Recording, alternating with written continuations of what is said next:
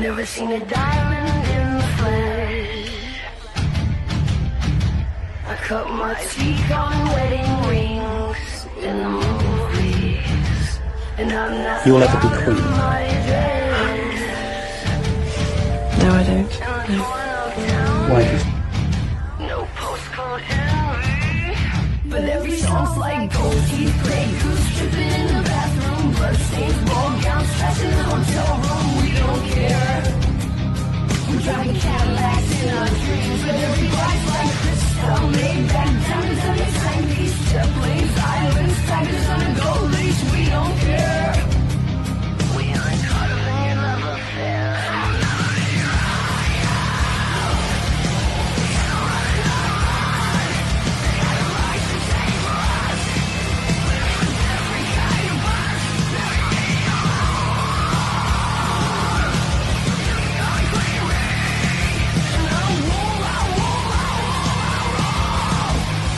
Let me live that fantasy.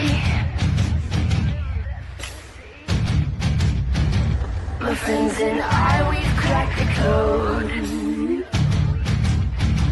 We count our dollars on the train to the party. Disgusting! And everyone knows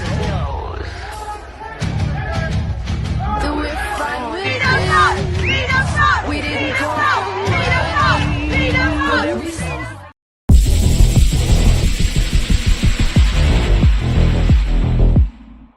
Everyone says that today, the royal family is nothing more than a ceremonial figure, even though they choose the government, have final approval over all legislation, and own half the country. And so while we remember Queen Elizabeth, let us not forget how this incestuous family has used their own children to gain power.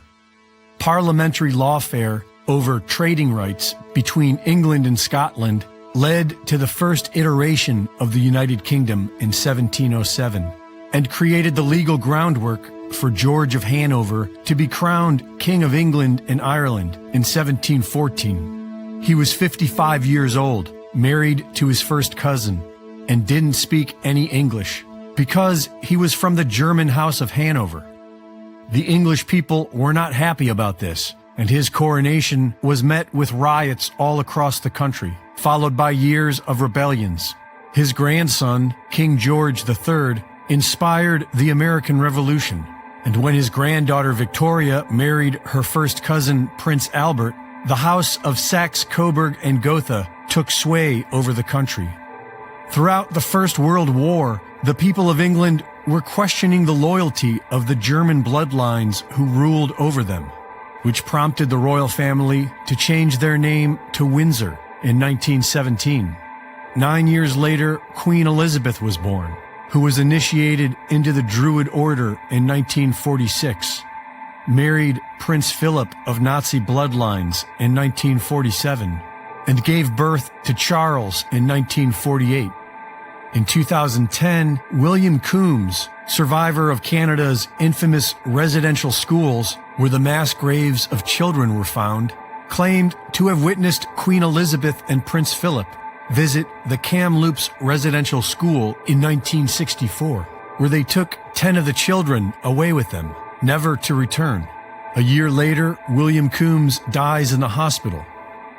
In 1988, Prince Philip told the German press that he hopes to be reincarnated as a deadly virus to help with the population problem.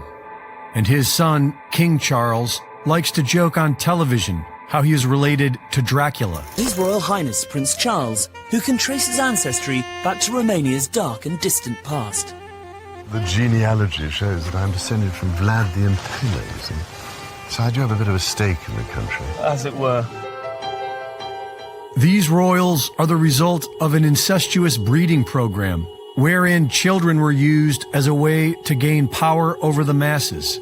So it's no surprise that they are caught up with the likes of Jeffrey Epstein, who made a living using children to leverage power, and Jimmy Savile, who had unfettered access to rape hundreds of children inside NHS hospitals and was a dear friend of King Charles. Along with Klaus Schwab, King Charles is a founder of the Great Reset. He's as green as Greta Thunberg, And last year, he announced the need for a military-style campaign to bring the world to zero emissions. Here we need a vast military-style campaign to marshal the strength of the global private sector. With trillions at its disposal, far beyond global GDP, and with the greatest respect, beyond even the governments of the world's leaders, it offers the only real prospect of achieving fundamental economic transition. So, how do we do it? We know how they'll do it. By cutting off Europe's fuel